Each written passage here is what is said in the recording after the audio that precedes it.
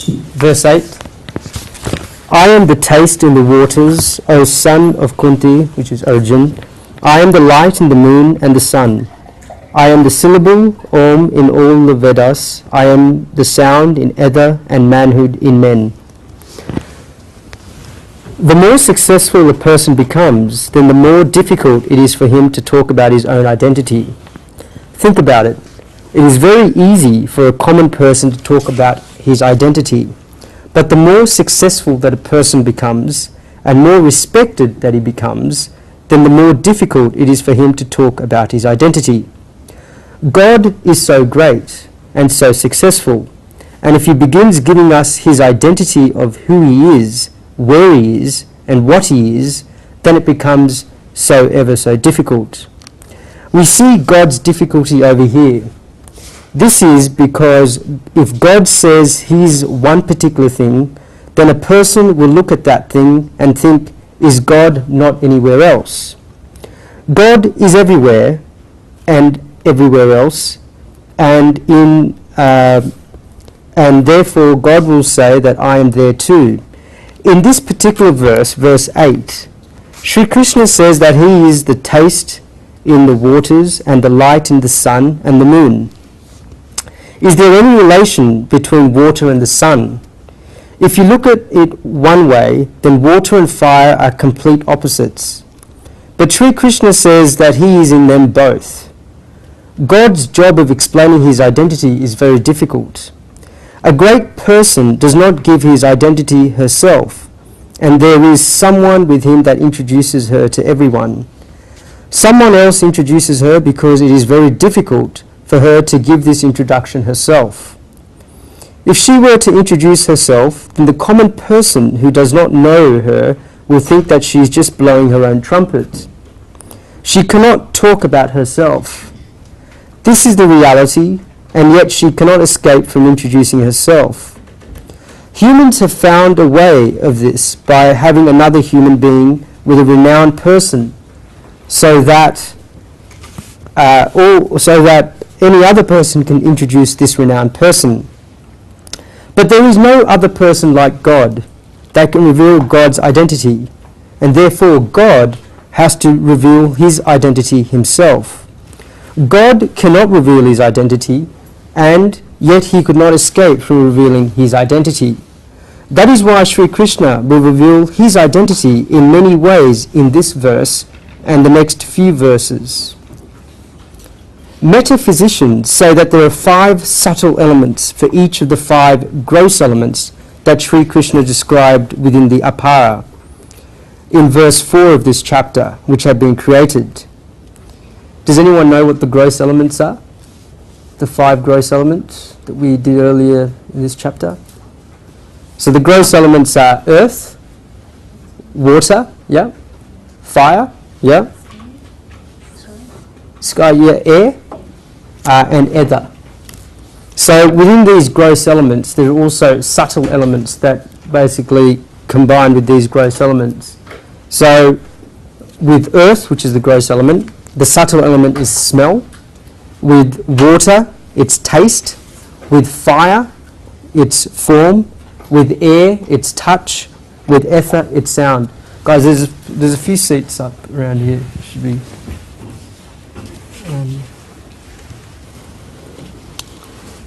Okay. So the element of earth has been created because of its smell. In the Takasandra, it says, Sa Gadanvati Prithvi Sa Dvidya Nitya Anitya Cha. Anything that has a smell has its smell coming from earth. Sri Krishna will explain further about this later in the Gita. There is a reason why the subtle element of water is taste. If there was no taste, then there would be no water. The purpose behind fire is that it shows forms. If you want a form, then fire is needed. No matter how beautiful one's face is, then if there is complete darkness and no light, then would you be able to see this? Of course not. When we go to Maharashtra or Matharan in India and see beautiful mountains, valleys and the flowers, especially after it rains, and the flowers all bloom. And if someone goes to this during the night of the dark moon, and one would not be able to see anything because there is no light, and therefore one cannot see the beauty. The subtle element of the air is touch. One can only experience the wind through touch. The subtle element of the ether is words. Words cannot travel without the ether. Therefore, each of the five gross elements has a subtle element of its own. Sri Krishna says in this verse that he is the taste in the water. This is true devotion. One can see water but cannot see the taste in water. Water is apara, which is the lower material nature. And Sri Krishna says that he is the non-manifest taste in that water.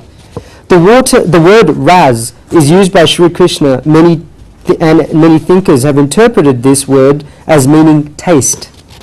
Taste in common language can mean sweet, sour, salty, pungent, etc. Sri Krishna says that he is this taste in water.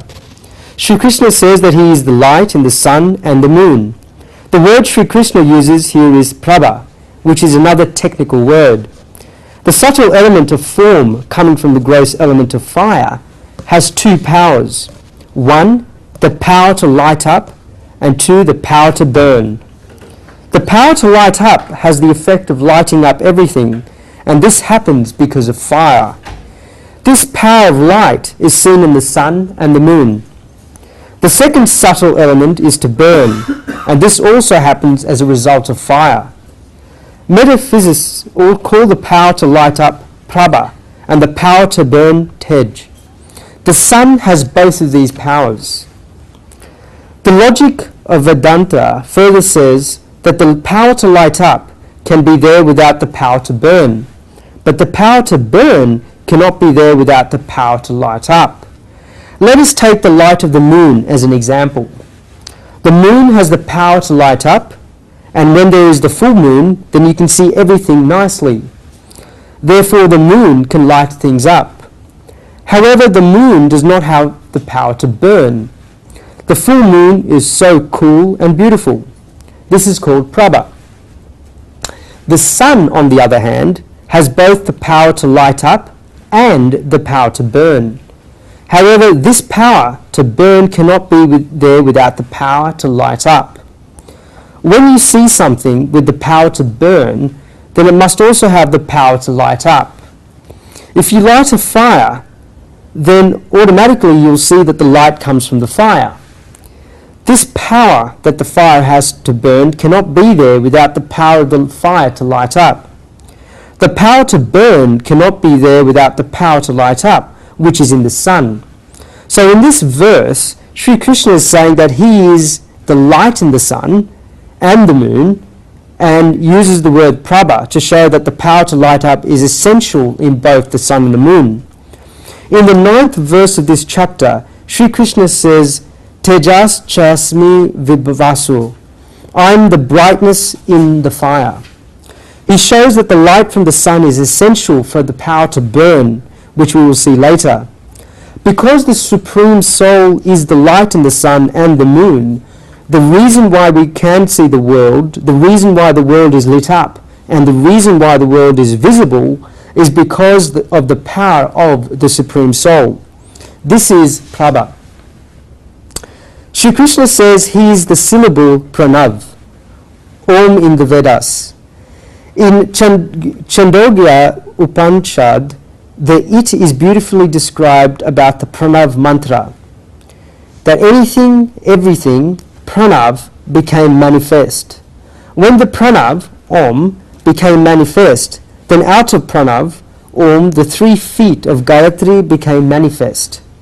From the 3 feet of Gayatri came out the 3 Vedas, the Rig Veda, the Yajur Veda, and the Sam Veda. That is why we give so much importance to Gayatri, and the 3 feet of Gayatri came from the pranav. Whenever a reference to Gayatri comes, then people always think that this means the mother goddess Gayatri. Of course we have this form. We worship this form and have faith in this form. And Guruji has no opposition to this. But it is not the mother goddess Gayatri, but the Gayatri chant of 24 letters, which is the quality of the three-footed Gayatri. The mantra known as the Gayatri mantra is therefore of 24 letters, and you can count them here. Om Bhurubva Hasva Tatsvai Truvandram Bharago Devasya Dimaya Diyo Yo Na Prachot Dayat. We meditate on that Isvaras, who has created the universe, who is fit to be worshipped, who is the embodiment of knowledge and light, who is the remover of all sins and ignorance. May he eliminate, enlighten our entire universe's intellects. So that's the Gayatri chant. So the Gayatri chant has 24 letters and 3 feet, and Vishwamitra Rishi was its visionary. Vishwamitra Rishi has given this mantra to us. Then there's a time when, after the later Vedic age into the Puranic age, in the Puranas we gave a form to Gayatri as the Mataji or Mother Goddess with 5 mouths. The 3-footed Gayatri came from the Pranav, and from the 3 feet of Gayatri came out of the 3 Vedas, the Rig Veda, the Yajur Veda and the Sam Veda. Sri Krishna says that the Omkar is his form. The Omkar is the root and the seed of the Vedas. Many people ask Guruji to explain the Pranav mantra in detail. We discussed this in the 6th chapter of the Gita, but Guruji explains again in short. Om is made up of 3 letters. Om is normally written in English as Om, but that is obviously incorrect. It is never Om. It is meant to be written as Om, A-U-M, because the Omkar consists of 3 sounds, the A, the U, and the Whenever these sounds meet, these 3 sounds meet, then there is Om, A-U-M. The consequences of chanting the Omkar depend on the way the 3 sounds are pronounced. When we say Shanti, peace, the prayer of Om Shanti, Shanti, Shanti, Om peace, peace be, peace be. There are 3 types of peace. There's Adidevik, bodily peace, Adibhotik, mental peace, and Adhyatmik, spiritual peace. And if you did the meditation a couple of months back, Guruji went through the Oms and the meditation process.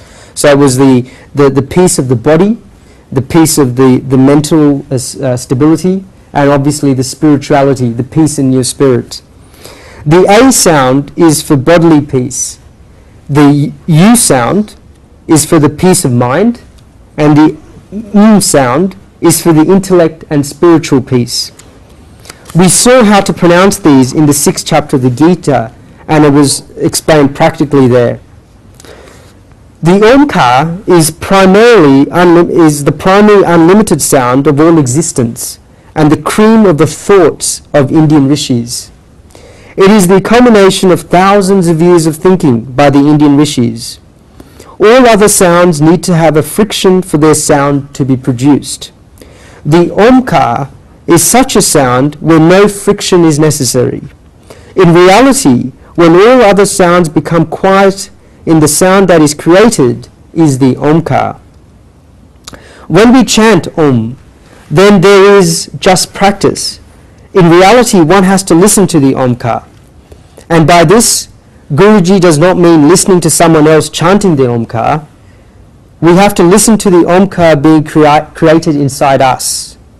The bliss that you get when this happens is indescribable. The Omkar is a sound that is produced from the ultimate peace of existence. The penance of chanting the Omkar is therefore an agent to reach this state if you look at it from this way.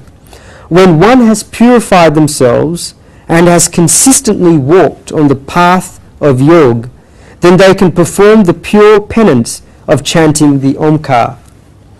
Only when a person is ready to give up the material enjoyment in the world for the spiritual path does such a person have the right to perform the pure penance of chanting the Omkar.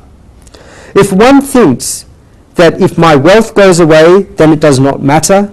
If my family go away from him, then it does not matter. If fame goes away from me, then it does not matter. If my life goes away, then it does not matter.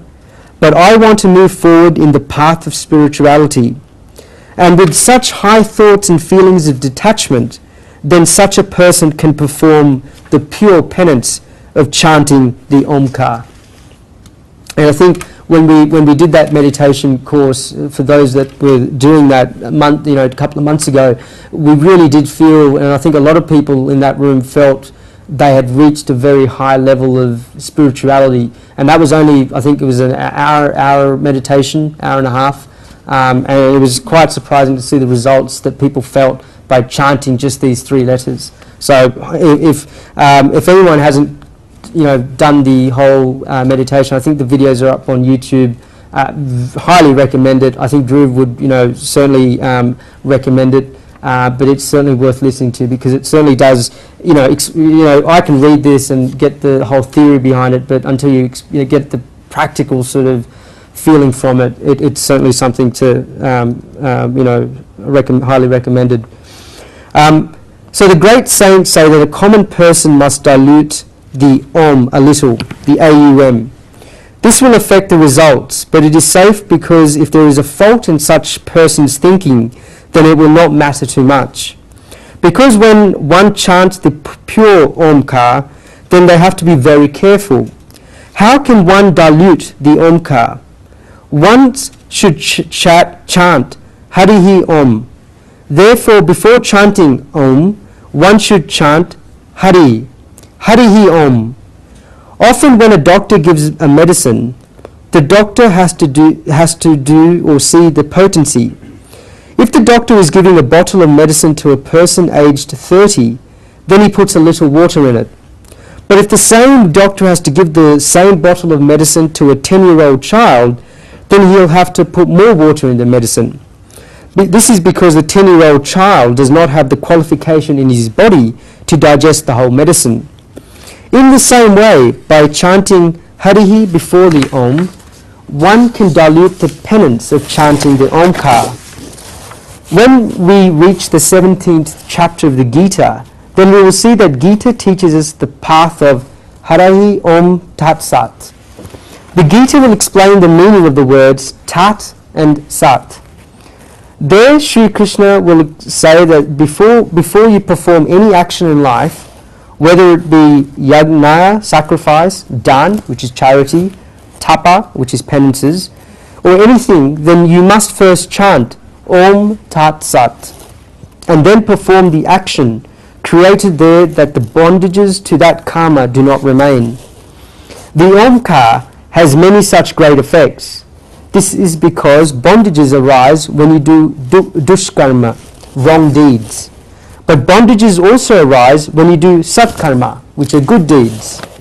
One who wishes to attain liberation must become free from both satkarma, which are the good deeds, and dushkarma, which are the bad deeds. The fruit of dushkarma, wrong deeds, is sins, and one has to reap these. The fruit of satkarma, good deeds, is punya, the opposite of sins. And one also has to reap these. One has to reap the fruit of satkarma, because bondages are also created there. One who wishes to attain liberation has to become free from all their karmas. Therefore, when one performs satkarma, then they should chant Om Tat Sat before performing those satkarmas. Be it yajna, which is sacrifice, dan or tapa, or any other satkam. This is what the Gita says. We will look at it in detail when this verse comes up in the 17th chapter. Shri Krishna says that this pranav, Om, is his form. The penance of chanting the Omkar awakens the inner consciousness and the inner power. Just like there is the acupressure, where if one is headed where one's head is hurting, and they go to an acupuncturist, and the acupuncturist will tell them to put some pressure on their fingers. the acupressurist will then press their fingers. A person who does not know what acupuncture is will wonder what this person is doing. His head is hurting and this person is pressing his fingers. But the acupressurist knows that some of the points in the head are connected to the fingers, and by pressing the right fingers, the hurting of the head goes away. In the same way that there are points outside the body, there are also points inside the body, in the inner consciousness of the nervous system. These points inside our body also have these healing powers. So how can you apply pressure to these points inside your body? The answer to this is through the penance of chanting Om. When a person is chanting Om correctly, the points inside our body can only be tapped and pressurized through only one way, by pressurizing them with air. This can happen through the chanting of Om. When a person is doing this on the path of yoga, then he accumulates a lot of power, and in the end, his kundalinis become awakened. When one attains this, there is nothing left for him to attain in his life. This is the ultimate goal of life. Shri Krishna says that he is the syllable Om in all the Vedas, and that is why all the mantras of the Veda begin with Pranav mantra, which is Om. Shri Krishna also says that he is the sound in ether. Words travel through the ether. The medium of words is the ether. If there is no ether, then there would be no words. And only because words travel do we know that the ether exists. Shri Krishna says that his form is the sound in the ether, because these words are God's forms, and we should use them with a lot of care. If something is precious, when we take so much care out of it, but words are also precious, and therefore we should use words with care. The scriptures say, Ek Shabda Yukta Sa Prayukta. If a person even uses one word in the right way, then it will be very resourceful. But what if someone does not use his words in the right way? The words that are traveling through these are in the form of the Supreme Soul. These words themselves are Brahman. Shabdam Brahma. One must think a lot before he speaks. One should think about the effect that what he says will have on the other person. One should also think about the effect that what he says will have on himself. Only speak if it is necessary. Otherwise, do not speak. Only speak when it is extremely necessary. The scriptures say that more energy is lost in speaking than by doing other activities. One loses a lot of energy through speaking. People just speak what they want to speak. One should use the gift of speech with a lot of care. It is because we have to take care with our speech that silence is of such importance. Silence is power. One should use their words in the right way. One should use the right words at the right time. When Guruji was young, he heard a story at a discourse. There was an argument between the teeth and the tongue. The teeth said that they were very strong, and the teeth told the tongue that it has no power. The teeth told the tongue that the teeth are 32 in number, and that if they press on the tongue just once, then the tongue will break into pieces. The teeth told the tongue that they are very strong, whereas the tongue is soft and has no bones. The teeth told the tongue that it has no power. The tongue asked the teeth whether or not they wanted to see how much power the tongue had and what this power was like. The tongue said that if it just said one thing wrong to another person, then in one blow, all 32 teeth will fall out. There is a lot of power in words. Metaphysicians say that the power of words is in reality the power of the meaning of the words. The investigation that is there with the meaning of words has the biggest power of all. The scriptures give an example so that one can understand the power of words. If someone says male kofta, which is the dessert, then this is one word. But so much water comes out of people's mouths when they say male kofta. Why? Where did this water come from? As soon as the phrase malai kofta went to the people's ears, water started immediately coming out of people's mouths. How much power do these words have? What is this power? This is because we know that malai kofta there is a whole shadow of meaning with malai kofta, because all the experiences relating to malai kofta are stored in the mind.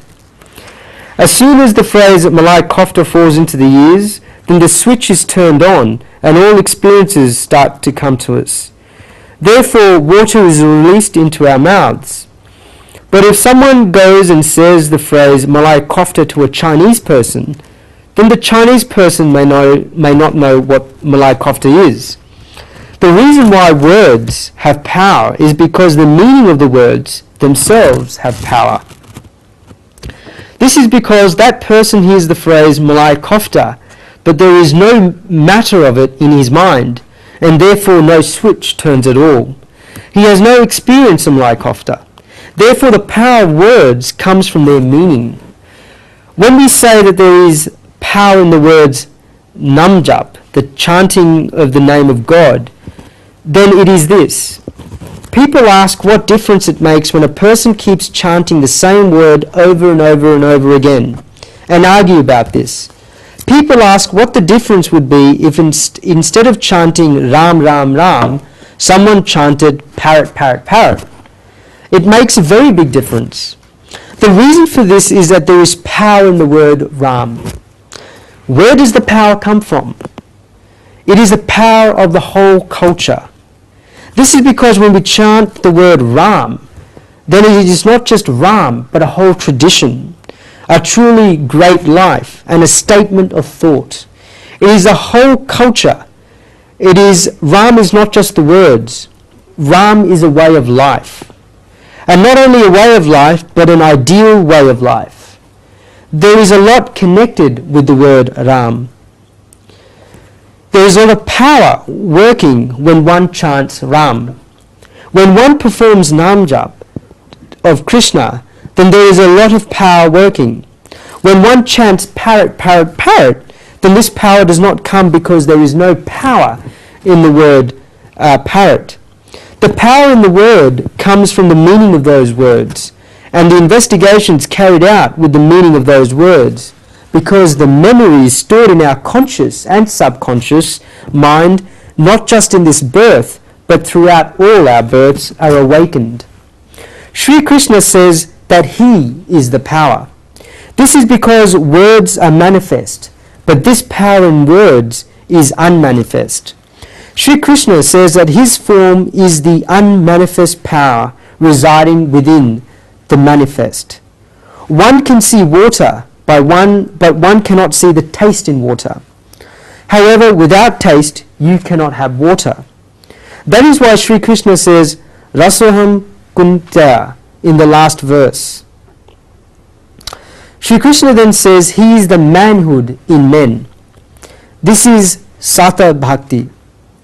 The word Sri Krishna uses is Purush, and this means Purushat, manliness. Laymen define Purushrat, manliness, as getting something we did not previously have. This is when we make efforts to get something and attain it in the end. If there is someone that is poor and he works hard and gets wealth in the end, then we say that he has attained wealth because of his manliness. If someone who is unknown does good service to society, he runs around for people leading him to become famous, then we say that he has become famous because of his manliness. Therefore, laymen define manliness as someone getting something that he did not have before. The thinking of the scriptures is slightly different. The scriptures say that if one considers manliness just getting what one did not have before, then it could also be the case that if something came to ask yesterday that we did not have before, then it could also be the case that it can fall out of our hands tomorrow. If someone was poor and he worked hard to gain wealth, but the wealth he has now goes away tomorrow, and if all of that wealth goes away, then this means that his manliness has also gone away. If someone made efforts to gain something and it went away, then in layman's terms, this would mean that his manliness went away. Can manliness actually go away? What is this manliness if it went away? This would not be purushat, manliness. It would be meaningless. Therefore, only one thing in this world can be purushat. Only that when one experiences becoming one with the Supreme Soul is that manliness, something which he attains forever. Then that can only mean manliness. Manliness is the moment when the human being experiences the truth and the eternal nature of the Supreme Soul. This is because this can never go to waste. The Supreme Soul is eternal. The Supreme Soul was eternal yesterday, it's eternal today, and it will be eternal tomorrow. Therefore, once you experience the eternal nature of the Supreme Soul, then you can never ever forget it. It can never go away. Once the well of bliss bursts, then it can never be dried. When one attains the Supreme Soul, then one can never lose the Supreme Soul.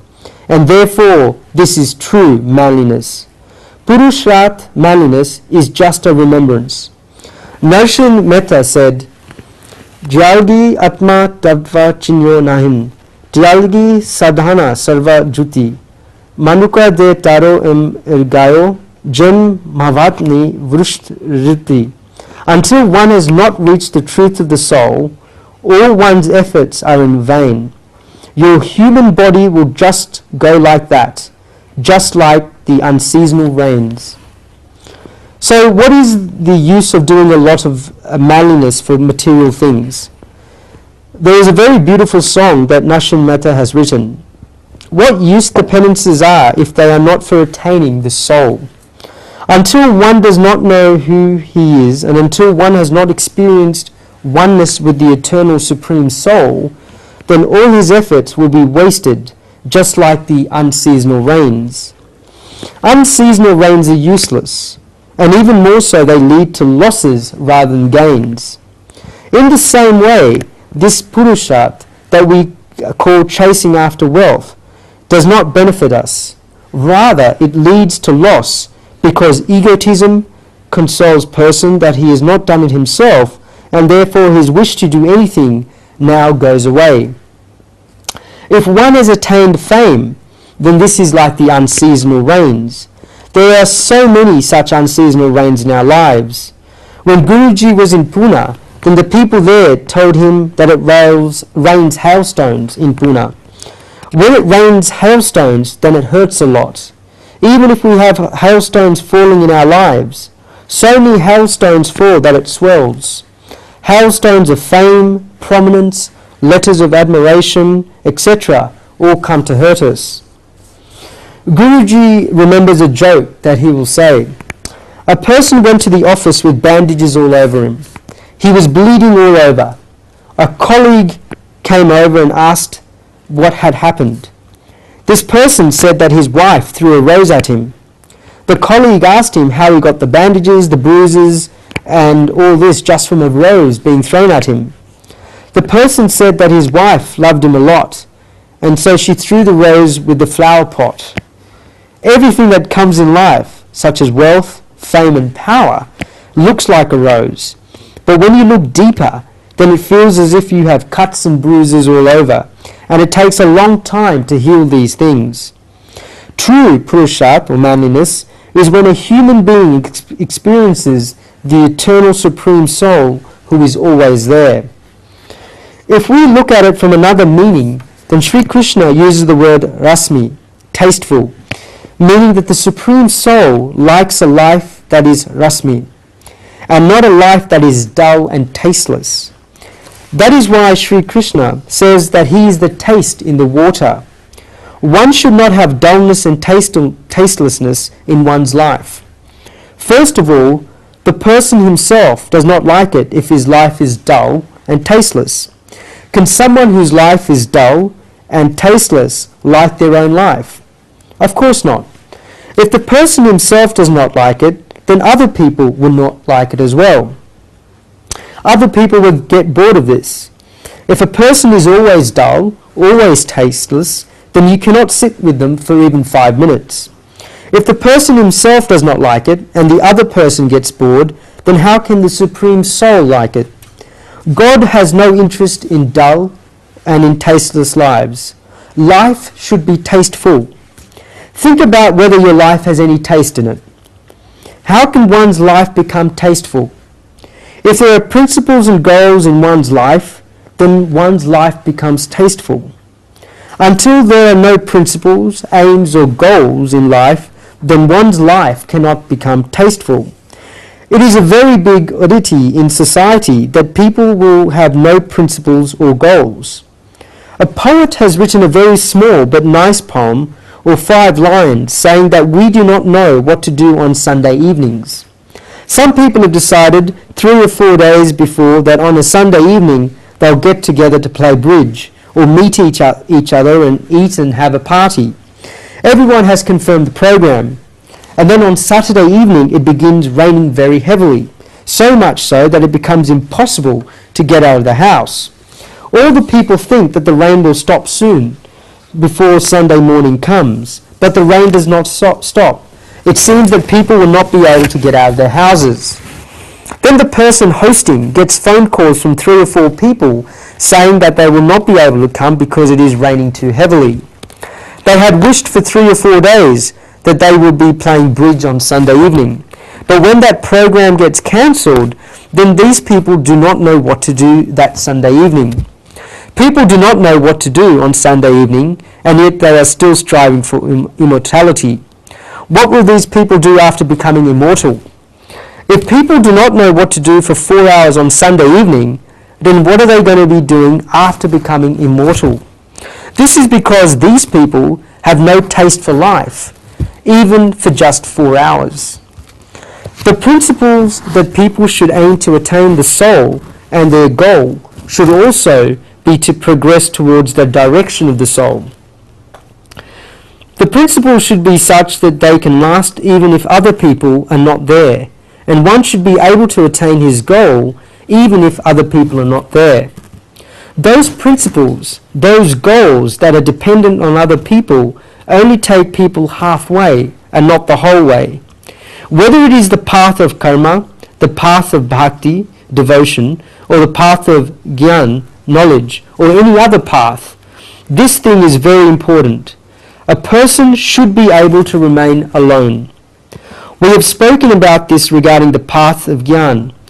Even in the path of bhakti, devotion, Kabir Sant said, Prem gali sakari tam do na same. The street of love is very narrow. 2 cannot fit through it at the same time. 2 people cannot fit into the street of bhakti, devotion, at the same time. Even in the path of karma, if one thinks that he can only perform karmas when the other person comes, then the other person will not come, and that karma will not be performed. Rabindranath Tagore wrote, Eklo jana re, koi jo teri saath naev, to eklo jan re, go alone. If nobody comes with you, then go alone. When a person starts on the path of truth alone, then he realizes that he is not alone because his God is always with him. Why do you need other people to be there? Of course you're happy when other people come because they will give you with them. You will learn 2 things with them, from them, that they will learn 2 things from you. There is happiness in this, but if the other person does not come, then your path of karma, the path of bhakti, or the path of jnana will not stop. What happens to the majority of us is that only when the other person is there, then we begin, and we need the other person to push us along. Our trains are not like the Broadgate trains. Our trains are like the trains climbing up to the hill stations, because we need to run 3 engines. There is 1 engine at the front, 1 engine in the middle, and 1 engine at the back. and even then the engine keeps making a noise while running. On the other hand, the Broadgate train in Mumbai has just one engine at the front, and once you run it, then the train immediately starts moving. Therefore, decide what the train of your spiritual life is going to be like. The Broadgate train in Mumbai with one engine, or the train with 3 engines that climbs up to the hill stations. We need someone at the front, another person in the middle, and another person to push us at the back. One's life should be tasteful. And that ends verse 8.